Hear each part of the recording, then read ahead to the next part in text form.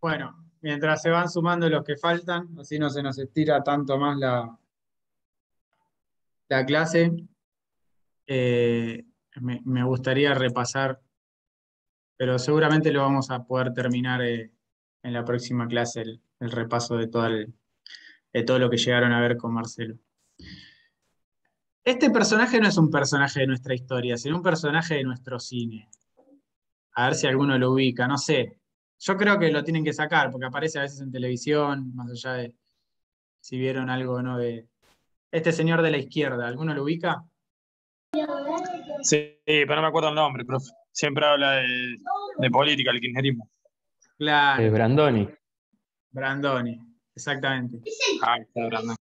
Un actor que a mí me encanta, no, realmente no escucho mucho lo que opina ahora de político, no, pero no está acá por lo que pueda decir o no ahora en la actualidad de política, sino que esta película es una icónica película del cine argentino, con todas las particularidades que tiene nuestro cine, que se llama Patagonia Rebelde. Y trata sobre un episodio que sucede en la Patagonia, no recuerdo bien la zona, en una estancia en particular, donde hay una sublevación de eh, obreros rurales.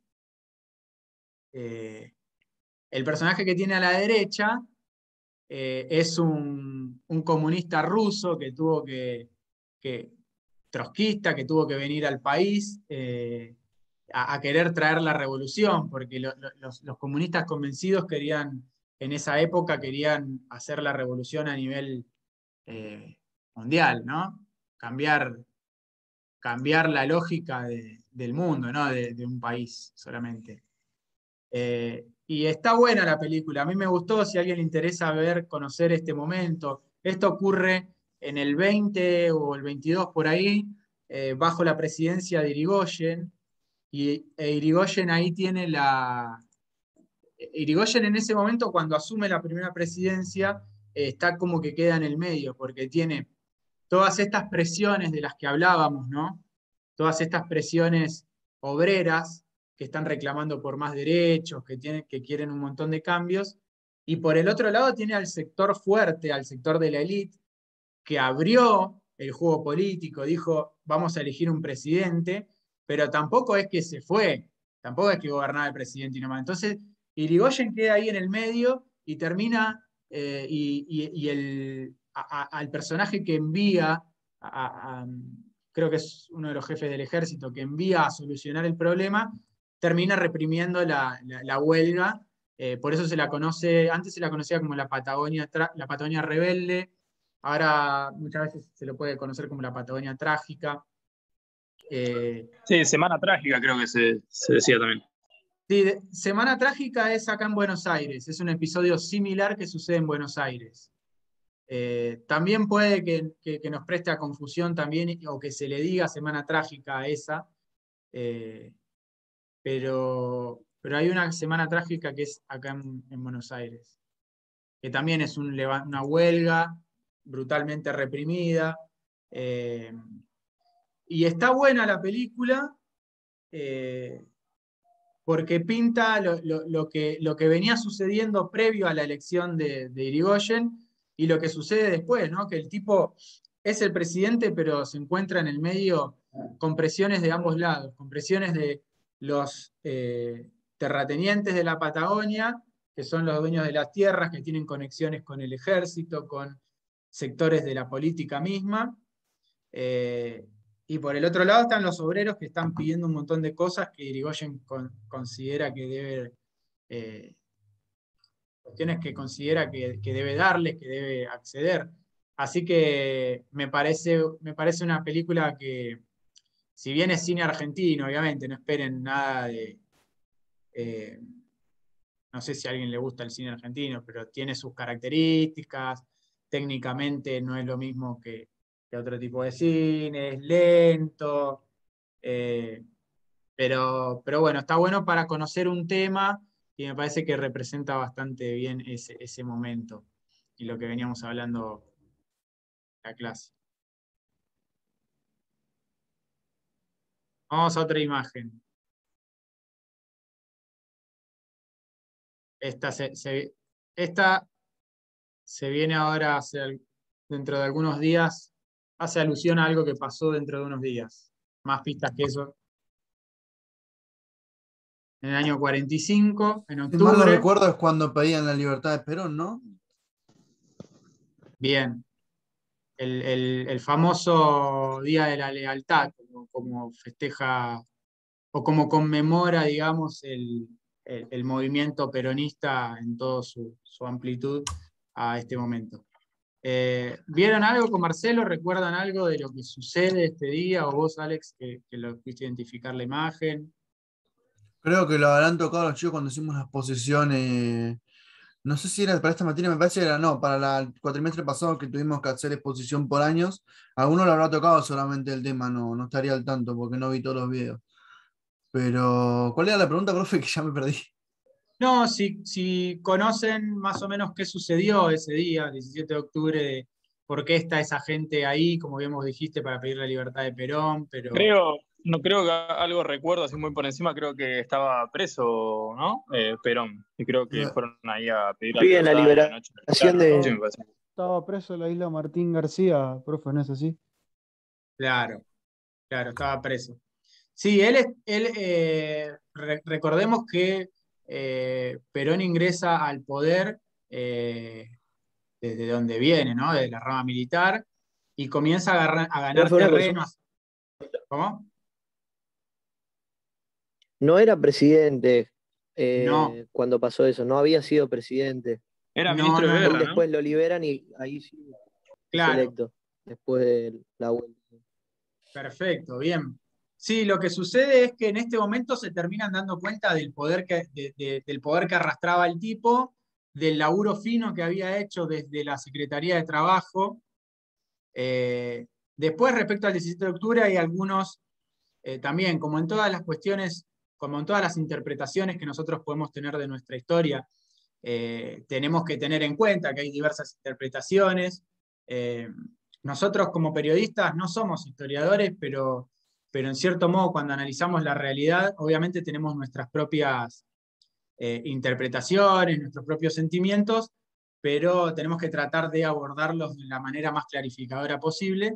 Con la historia sucede lo mismo, ¿no? Entonces, un buen ejercicio es ver qué te dicen los que interpretan el hecho de una manera y los que interpretan de otra manera, y no quedarnos solamente con el 17 de octubre, oh, es el Día de la Lealtad y vamos a festejar, es una movilización, ni tampoco el Día de la Lealtad fue una mentira, no, qué sé yo, no, fue todo armado. Tratemos de buscar la interpretación. Realmente se había movilizado un montón de gente, no era el presidente Perón, sino que ocupaba el cargo de secretario de, del Ministerio Social y de Trabajo, y lo que se dan cuenta sus compañeros, nosotros no pensemos que toda organización y que toda institución es cerrada y homogénea. Dentro de las cúpulas militares eh, que ejercieron gobiernos de facto, siempre existieron grandes diferencias. Entonces, había un sector que quizás se alineaba con Perón, que estaba viendo que lo que ocurría en el mundo era tratar de traerse consigo a todas esas masas de trabajadores e incluirlos en cierto modo bajo el ala del Estado y la protección para tener esa fuerza política. Y había otros sectores que no querían, tenían muchísimo miedo de tener a la gente en la calle, de la movilización. Entonces, como Perón estaba concediendo tantos derechos, en un momento lo detienen, lo ponen preso, no recuerdo ahora bien la excusa, y se da esta movilización en pedido de la liberación de Perón. Ahí la cúpula militar decide mostrarlo en la Casa Rosada y decir, miren, Perón está vivo, no se lo robamos, nada. Y se llega a la conclusión de que se debe abrir una elección, porque recordemos que en el año 45 había sucedido, nosotros nos salteamos ahora, pero había sucedido lo que es la década infame del 30, el golpe de Claro, el fraude Justo. electoral. ¿Cómo? La época del fraude electoral, ¿no era? Claro, la década infame, fraude electoral, gobiernos militares que imponían, digamos, represión, pero no conseguían, con la represión no conseguían tomar las riendas tampoco del país. Hay un breve periodo democrático, pero denominado, como vos lo mencionás, como fraude, la época del fraude. Entonces, lo que sucede es que vuelve a ocurrir nuevamente el golpe en el 44, creo, 43, ahora se me perdió la fecha, se me cruzan las fechas. Ahí es donde Perón empieza a construir su poder, en base a la relación que tiene con los sindicatos, y finalmente después es elegido como presidente electo en el 46 por todo lo que había arrastrado, incluso en una fórmula junto a un vicepresidente radical. Bien, gracias Valentino. El golpe del 43. Sí, tantas fechas que se me pierden.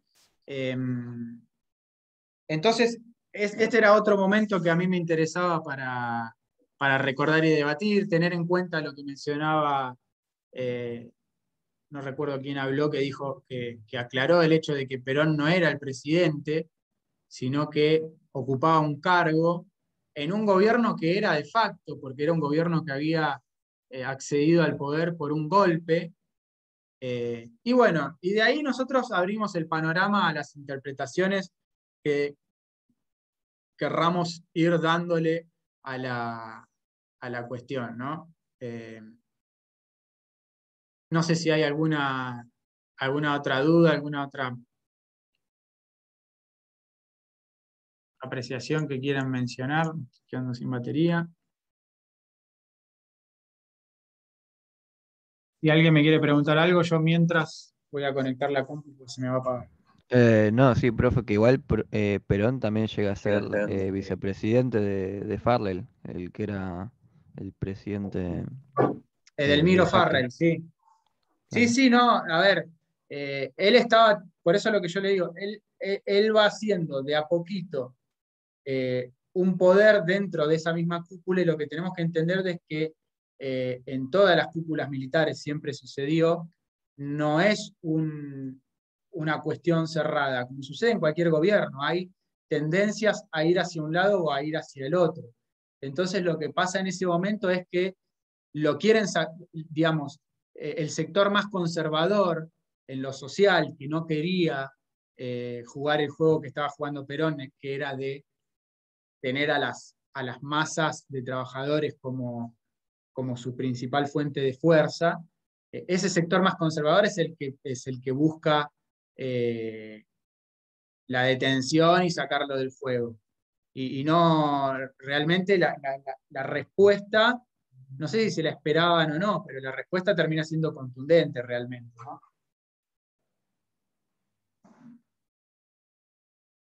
Después podemos considerar de si él lo que hacía lo hacía para construir, porque quería el bienestar de esa gente, para construir poder. Tratemos de, cuando pensamos en un momento histórico, no pensar en todo lo que sucedió después, ¿no? Pensar en ese Perón de ese momento como un actor político que estaba construyendo poder, que venía desde una rama militar, que respondía a las ideas que claramente en algunos puntos tenía influencia de los gobiernos totalitarios que había en Europa. No por eso tenemos que decir que era fascista, pero sí adquiere quizá algunas formas en cuanto a lo propagandístico, al manejo del Estado, de lo que era un régimen totalitario. No nos puede llevar a decir de que sí era. Son discusiones que bueno, siempre están, pero tratemos de no pensar en todo lo que pasó después con el peronismo para analizar este momento, porque estos actores de este momento están muy lejos de lo que fue después el movimiento de Montoneros, de lo que fue el peronismo de Menem, de lo que fue la vuelta de Perón. Entonces, eso nos hace ser más críticos de todos los momentos, ¿no? de la historia.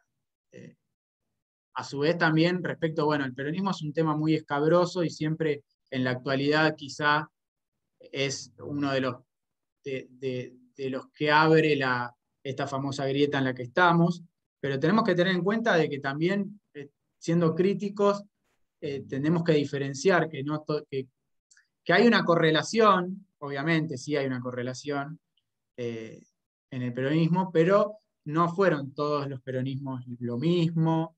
Las medidas económicas que tomó el primer gobierno de Perón no fueron las mismas que toman en su segundo mandato, y ni comparación con Menem, que se adjudicaba ser peronista, pero si comparamos la economía de ese entonces, era otra. Y también tenía que ser otra también, porque no podemos comparar el año 45 con el año 90.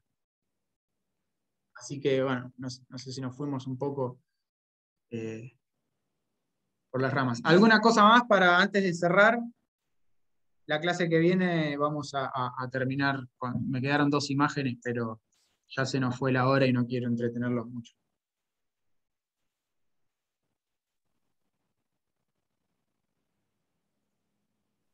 Pregunta, profe, ¿la problemática de cuántas líneas tiene que ser, más o menos?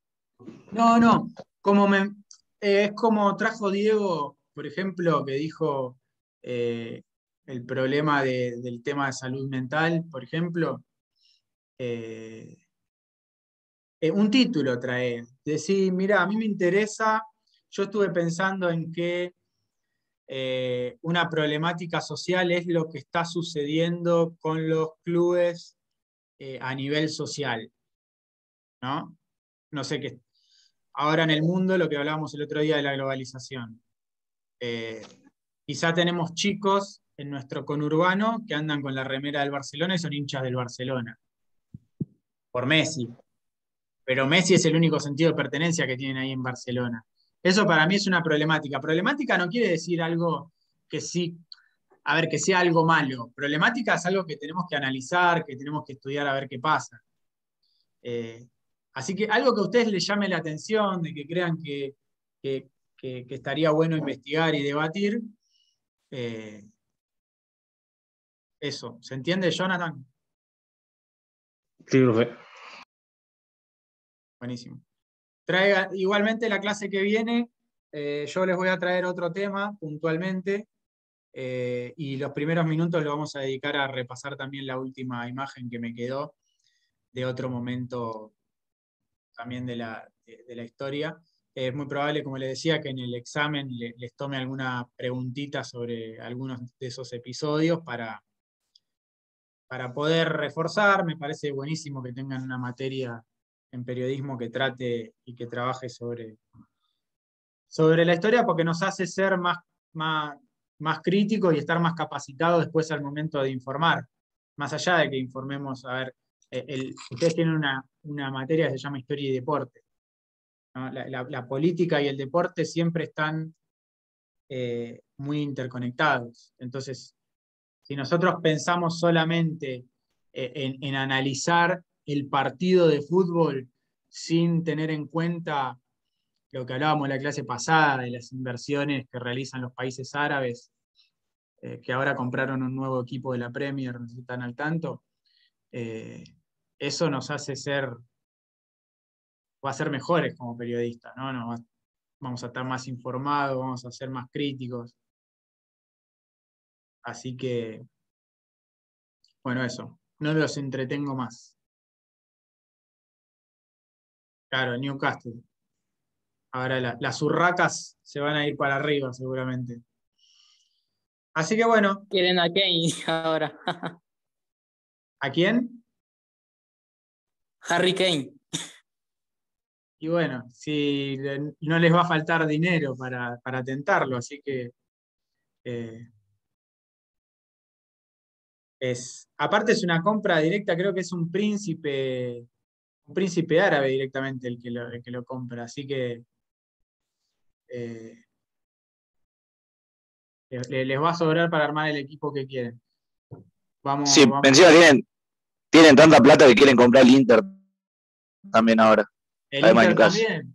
Bueno, es que es una problemática porque los clubes en Europa se hicieron empresas. Y cuando eran, acá que son una especie de sociedades, no sé bien la categoría particular que son, pero la forma que tienen la estructura que tienen los clubes acá en nuestro país es distinta a la que tienen en Europa. Pero esas dos formas, las dos se terminan fundiendo. Y parece que la respuesta a todo es el salvataje del dinero infinito, ¿no? de un accionista en particular que directamente lo compra, pasa a ser el dueño. Y bueno, y ahí el fútbol se va modificando a otra cosa. O sea, el poder del capital. Hay una entrevista, si les interesa la próxima clase, tengo unos amigos que hacen un medio, tienen un medio que se llama Cultura Redonda, y le hicieron una entrevista a Ángel Capa, que Capa, bueno, es un reconocido crítico del sistema capitalista, pero hace un poco esta reflexión, ¿no? Del sentido de pertenencia que tenían los equipos de fútbol y el que tienen ahora, que vos decís, ¿para quién estoy hinchando en realidad? Y si soy jugador, ¿para quién estoy jugando? ¿No? En esta nueva lógica de equipos multimillonarios. A nosotros como espectáculo nos gusta, pero parece como que el fútbol pasa a ser cada vez más espectáculo y menos esa cuestión de deporte, de expresión social que era hace algunas décadas atrás.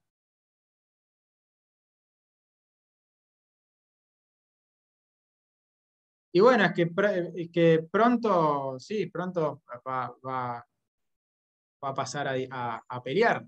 O sea, el City era un equipo que ahora es el monstruo futbolístico que es. Pero anda a preguntar hace 30 años atrás. No le podía competir al United. Bueno, chicos, nos vemos el jueves que viene. Si tienen alguna duda, algo que preguntarle al profesor de gráfica, no se olviden de preguntarle. Y bueno, espero que pasen buena semana. Igualmente, profe. Que tenga Buena buen semana, fin. profe. Buena semana, profe. Buena semana, profe. No, profe.